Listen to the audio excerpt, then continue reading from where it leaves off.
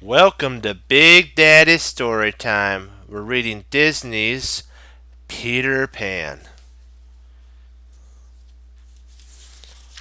There was a place, a far away place, where the sun always shone, the sky was always blue, and no one ever grew old. This place was called Neverland, and it was where Peter Pan and Tinkerbell lived. Not so far away, in the city of London, lived John, Wendy, and Michael Darling. Every night they would gather in the nursery to hear Wendy tell a wonderful tale of Peter Pan's adventures with friendly Indians and nasty pirates in Neverland.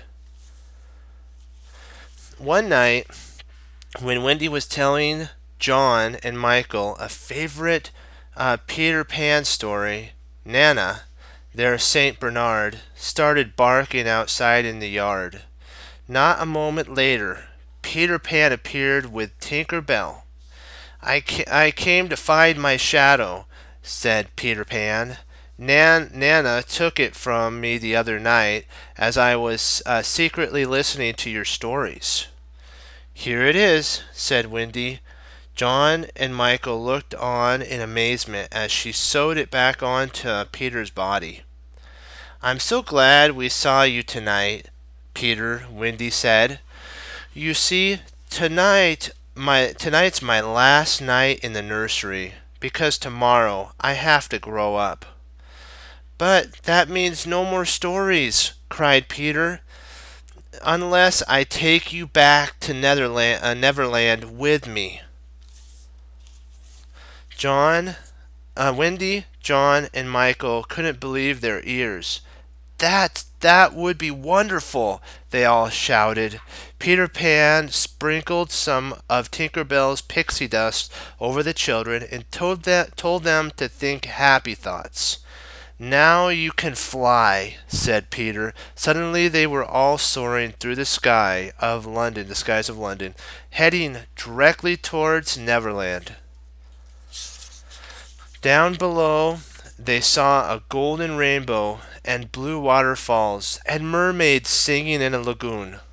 It was the most beautiful place they had ever seen.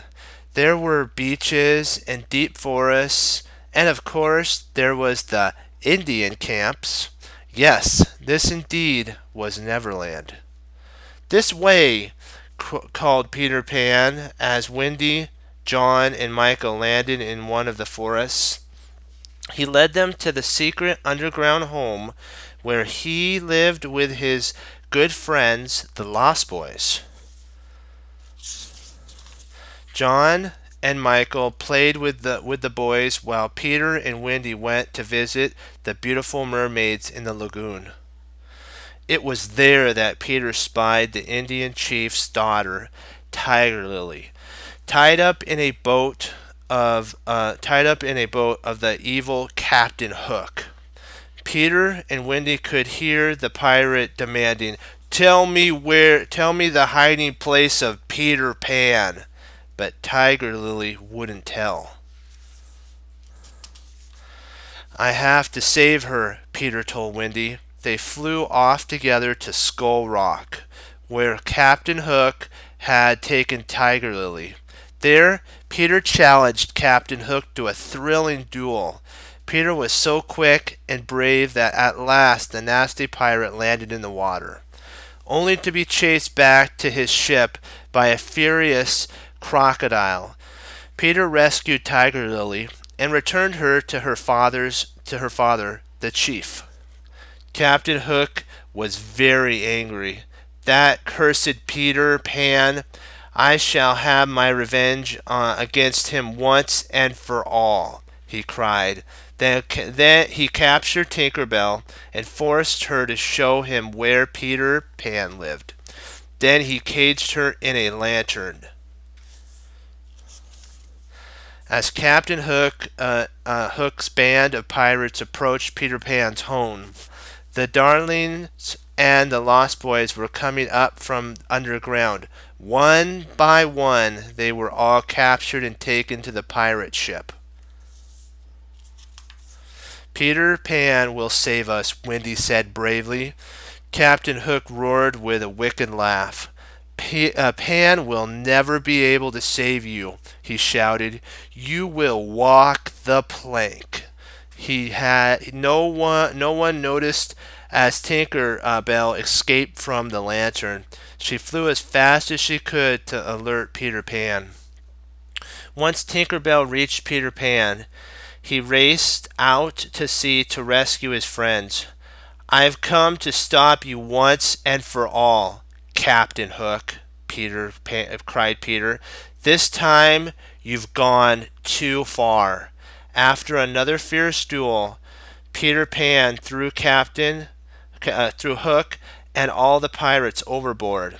Hook was chased away by the crocodile, and nobody cared to save him.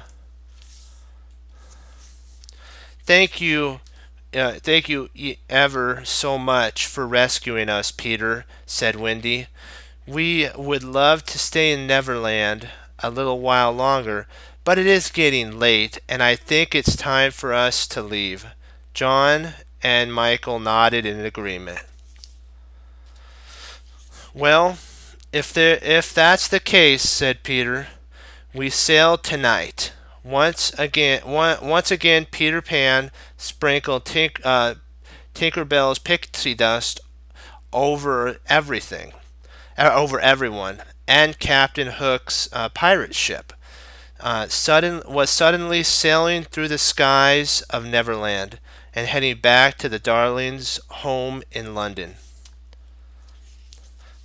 But before Peter Pan and Tinkerbell started off for Neverland, they made Wendy, John, and Michael promise never to forget them. And they never did. So what we could take from this, and we can learn from Peter Pan that, you know what, sometimes you have to stand up for something. That's very important. And when Captain Hook captured the Lost Boys and Wendy, that he put up with Captain Hook, but in this case, he went too far, and then he had to throw Captain Hook over and saved everybody. So sometimes you have to there's always the hero moment. So be blessed. And I'll see you next time on Big Daddy Story Time. Come back for more. Be blessed. Bye bye.